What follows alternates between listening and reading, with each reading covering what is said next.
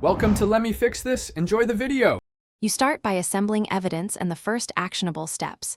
Collect the takedown notice, your original files, and the video project. Once done, timestamp the moments that match the claim and export a clean copy for review. Make sure to document where you got any third-party clip, track permissions, licenses, or fair use notes. This lets you decide quickly whether to dispute, remove, or replace the clip, and creates the record you will need during the next formal steps. Now move into the complex middle steps. Choose the correct TikTok path, dispute or counter notice, based on whether you own the rights or qualify for fair use. Draft a clear, factual statement stating who you are, why the content is yours or why it's legally permissible, and reference specific timestamps.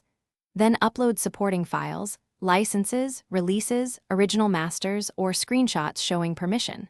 Once submitted, monitor the platform message thread and keep copies. This speeds resolution and prevents missed deadlines. Finish by confirming the outcome and taking final actions. If the dispute succeeds, restore or reupload with evidence noted. If the claim remains, immediately swap the contested clip, replace audio, mute, or re-edit, and resubmit. Make sure to track response windows like the platform's counter notice period and preserve all communications. If things go wrong, escalate. Request human review through support, or consult an attorney for a formal DMCA counter notice. This protects your channel and keeps options open. Thanks for watching. If you found this helpful, don't forget to like and subscribe.